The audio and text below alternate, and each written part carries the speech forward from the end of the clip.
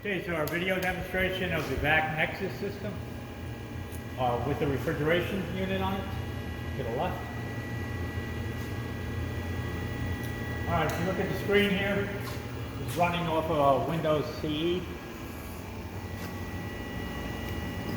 And it's typically you're going to leave it set when it's idle, you're going to leave it between 1 and 3 inches of water, positive pressure. I have the blower set at 70% right now. And our oxygen sensor, which is a brand new sensor that I place into your oxygen readout system there. This has a diaphragm pump inside that will pump through and return back to the glove box. So it's you're not using extra gas for that system. Anyway, so that's on. We're reading 0.3 parts per million.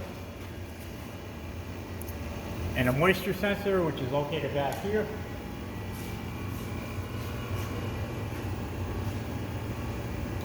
It's been exposed to atmosphere for some time now. So right now we're at 9 parts per million. So typically on these oxygen sensors, if you're exposed for extended periods of time, it will take a long time for it to reach 1. We'll come back on Monday, do a video demonstration. We're going to let this run over the weekend, and we'll see if it reaches 1. What else we got? We do have, let's go down here. What I did is I replaced the media, which is mole sieve, molecular sieve material. It's sandwiched in there with copper pellets and then mole sieve on top. That has been replaced. It's new. I've done 2 regenerations on it. And we have our blower right here. And our PC is located inside that box. Here's all our valves. And the valve that's important to note is this one here. It's pushed in. If you need to, say for instance, when you're doing a regeneration, you want to isolate your purifier, you're going to shut your blower off and you're going to pull this lever out and it'll close the valves. I have the blower running right now, so I don't want to close it for an extended period of time. But so basically, it's out, is the valves are closed, pushed in, the purifier valves are open. The valves are actually in the back. We'll walk around the back. I'll show you that. I just want to point out too, we did put a new rebuilt pump in here. It's an Alcatel. And this will be used to remove, evacuate your mini antechamber as well as your large antechamber. And it's also used for your glove box when you need to reduce the pressure. Coming on this side here, we have a bottle of nitrogen connected. We're using nitrogen as our inert gas. Fit on a 1/4-inch line with its weight loss fitting, labeled inert gas. The one next to it is where you would look up your hydrogen, 5% hydrogen nitrogen mixture of forming gas for your regeneration gas. And then when you're doing your regeneration, you want to go ahead and purge this through your purge vent. So you'll run a line to your exhaust there. The valves I was talking about are located here. Circulation inlet, circulation outlet. So when I move that lever, it's going to open and close these valves here. Right now they're open. We do have an exhaust here for our pump. Again, you want to run that through a vent. This line here is tied up. There's a outlet internal to the box, the 110 outlet. And your power requirements are just the a 110 outlet here for your system, and then another one for your refrigeration unit. Now let's go back here. We did replace the compressor on the refrigeration unit, so that's a brand new compressor. Charge it up with 404A. And I'm running it right now at minus 35 degrees.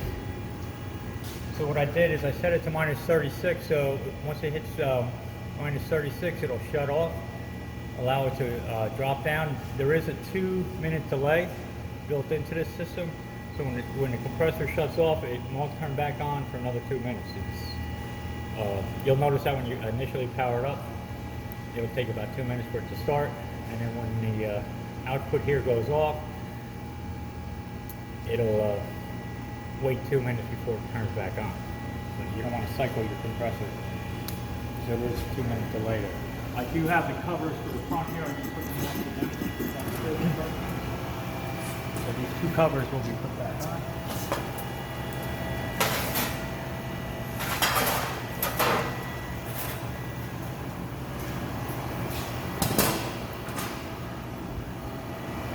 Okay, we put the white gloves on here. Again, we have a pressure at 1 psi. You can see as I increase the range, it goes above the 3, the vacuum pump will turn on. We'll demonstrate that here. We do have a foot pedal. This will, the right side adds pressure in, and you'll see that it went outside the range, so now the vacuum pump turns on, and the left side is for your vacuum. And you'll see the pressure reduce. There is a glove port valve here for glove port cover. The line is there, but we don't have the cover. It wasn't with this system. That's typically used for when you need to change the glove out. You'll pop it in place where the glove is. You'll be able to remove the glove. So, just want to point out that the lines there, we don't have the actual glove port assembly. And that's your valve to open and close it. You have a refill valve for your small antechamber. Here's our pressure gauge for the mini antechamber, they call it. You can see I have it under vacuum right now. So what you want to do is make sure your VAC close valve is in the closed position, and we can go ahead and refill it. You can see that it's at 0. You can close that valve. It's best to close that because it'll be under negative pressure. And you can go ahead and open up your small antechamber. If you put any work in, you go ahead and slide it in the small area here. Close it up. Go ahead and turn your vac on. This is all done manually. Mini antechamber can only be refilled and evacuated with these 2 valves. You can see it'll evacuate it. Typically you'll cycle it 3 times. I'm just doing this very fast just for demonstration purposes. So you do something like that 3 times, then you can go ahead on the inside and open the inside door, which is identical to the outside door, and then bring your work in. I'm not going to go ahead and demonstrate that. I'll just point that out.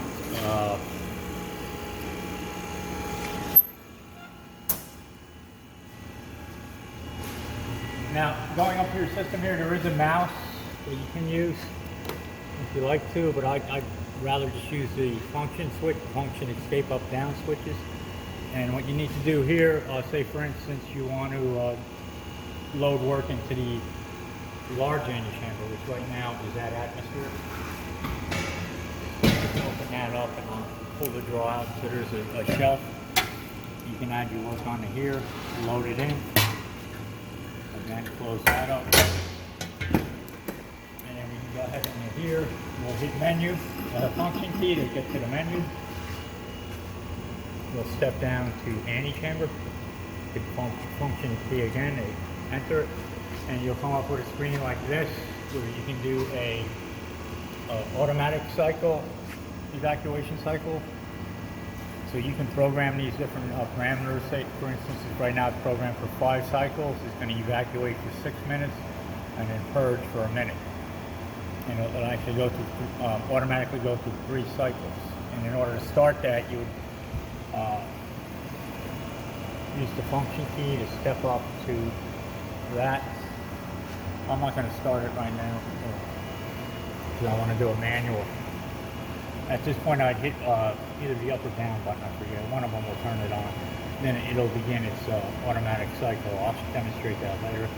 But what I want to do here is go to your manual evacuate. You can see it's off. You see we're at atmosphere, and I'll go ahead and, I think it's the up button. So hitting the up arrow, it opens the valve, and now the pump is evacuating your large antechamber. Going down.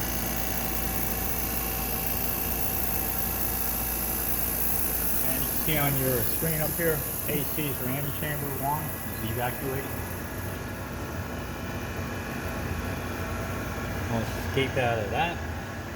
Oh no, what I can do is just by hitting the up button again, or the down button, I can shut it off. If you want to refill, again, I hit the function key, you step down to where it's highlighted, and go ahead and hit the up arrow. And you can see up here it's indicating anti-chamber 1 refill. The gas is going in. It's setting this range automatically. That's why you hear it turn on and off. And you can see that our pressure inside the anti-chamber is coming up.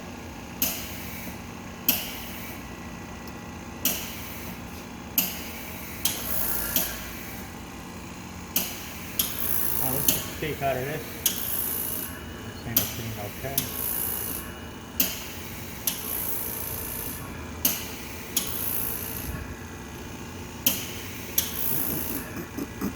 So it has a sensor to know when it's at atmosphere. You can see it says final refill. Once that goes out, you'll get an indicator here that it's done. You just hit the escape button to get out. Typically, you're going to cycle this 3 times too, is recommended, and then you can go ahead and open your inner door. Let's go back to that again by hitting menu, function key to get to the menu. We'll step down to any chamber. I can go ahead and change the parameters on this. I'm just going to, let's do 2 cycles. Function key. We'll change this to 2. And we'll just do a 1-minute evacuation and 1-minute purge. Hit escape. No, actually, we can just, we'll go ahead and let's step to the start evac cycle. Up arrow turns it on. While this is running, you can see that the time is being displayed here and the number of cycles. At this point, I can go ahead and hit the escape button. That's going to run automatically to the end. It'll let you know when it's at final refill, and you'll be able to open the inner door, and we'll go ahead and do that. But in the meantime, while that's running that process, you can see that it's already down almost 30 inches, minus 30 inches. I just want to point out a few other things that are up on the menu here. Your first one here is we'll step down to pressure 1. You can actually program in 2 separate user parameters here, but we're just going to use one for demonstration purposes. Once that's highlighted, I'll hit the function key. The function key is like the enter. And this is where you can set your parameters of your upper and lower range, your safety, high and low, and your alarm status. And it says it's recommended that the range is between 1 and 3, which I have it set at right now. So right now we're venting. That process is going through the anti-chamber evacuate and refill. As you can see, it's refilling right now. We're going back to here. We can set our pressures here. Again, you would just hit the function key to step, and then go ahead and change it. So you want it to go slightly negative. I like to keep the box at like 1, -1, and +1 when I'm using it, so you don't have to fight against the gloves. So we're going to do that so that we can open the inner anti-chamber door. Step back. I'm going to bring this to +1. So you can see the range is now changed. That cycle is done, so we'll hit escape. So we only did 1 cycle. We evacuated, refilled the inner chamber. Before I go ahead and open it, well, I'll open it at that point. So as you can see, the range is now set to ±1. I can push it on the glove. It'll maintain that range. And the reason I'm doing that is I could at least have the gloves inside. I'm not fighting against them when I go to open the door. I want to point out there is a light switch here, controlled by this, but it has to be on here. So anyway, this switch here will just switch 1 activates the switch on the light, but this switch does have to be on. And it's typically left on. You use this one to turn it on and off. While we're here too, you do have an EMO. You can hit that. All right, so finally we've gone through, we've only done one cycle. I will put my gloves, hands in here without fighting the gloves.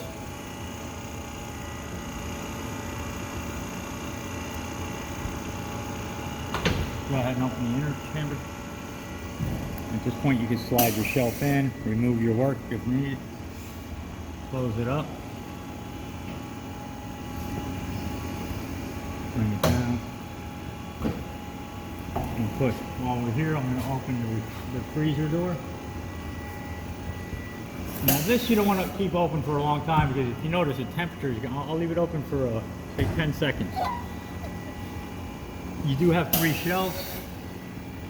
There's a fan up top that's circulating across the coils, keeping that cold.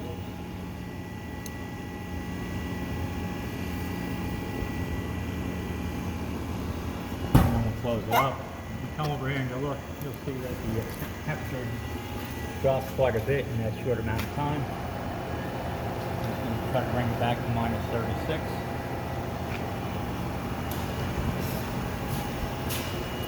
You'll also notice when we open the large antechamber in the freezer, our oxygen has gone up slightly. Again, I only did one cycle on the transfer here. It's best to do 3. So we'll come back later and see the moisture went up slightly. And this will come down. We'll come back and take a look at that in a little while. It's been about 30 seconds, almost a minute. You see it's already coming down to 3 here, 2.9. I do want to explain a few of the other menu items here. So we looked at the pressure one. Again, the pressure 2 is identical to 1. You can set different parameters if you like. You can see the range has changed. So now we have a different range from 0.5 to 3. Again, function to get the menu. I can use the mouse to just show us working. Antechamber we went through. There's a lab purge. You can set your purge time. I got it set for a minute. If you want to turn that on, it's just going to purge the nitrogen in and open your purge vent valve, which is the valve up top. Again, you want to run up to exhaust. So if there's a need to purge your box, like for instance, you get a high load of oxygen or water vapor, you can purge it with pure nitrogen, go in a box and out the vent valve.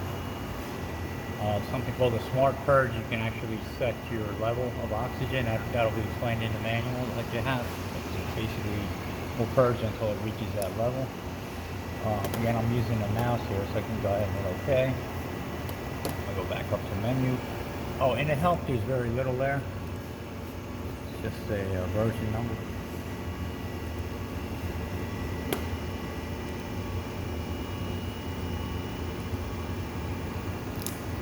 This is where you'll do your regeneration.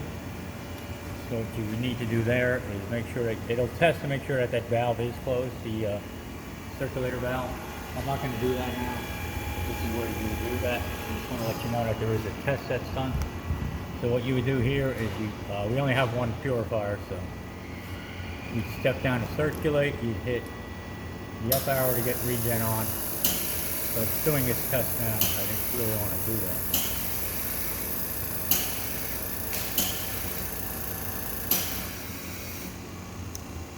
Anyway.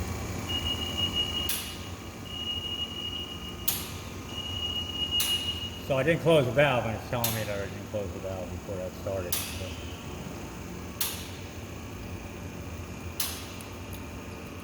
So that's where you would do your regeneration in your purifier. You do have an oxygen screen. You can set your alarms for here. The calibration is done here. This is a brand new oxygen cell, and I did the calibration using air as our medium, calibrated at 20.9%. Again, this is covered in the manual. But when you hit the calibration, it's going to allow you to put your span gas through here, and it comes out of here. There's valves internally here that will isolate the box from the sensor and allow it to go into here and out here, and then you do your calibration. So, I think we got one or two more screens here, and then we're done. As you can see, we're down to 1.6 already on our oxygen. The box is cleaning up. Again, I did do 2 regenerations on that purifier media. Moisture here, you're just setting your alarms basically. Finally, there is a diagnostics. I don't have the passcode, so I'm unable to get into that. And then there's also a menu here. An options menu. Again, you need the passcode. I don't have that passcode.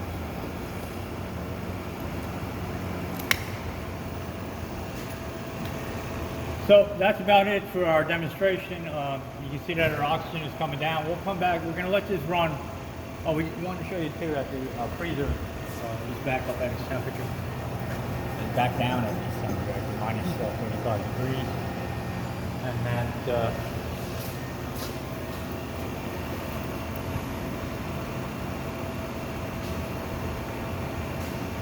And that what we'll do is we'll come back. We're going to let it run by constantly over the weekend. We want to see how low our levels are going. But we'll see that this was already below 1. This should be pretty close to 1 on Monday. We'll send you a quick demonstration of what the screen looks like now. All right, that's it.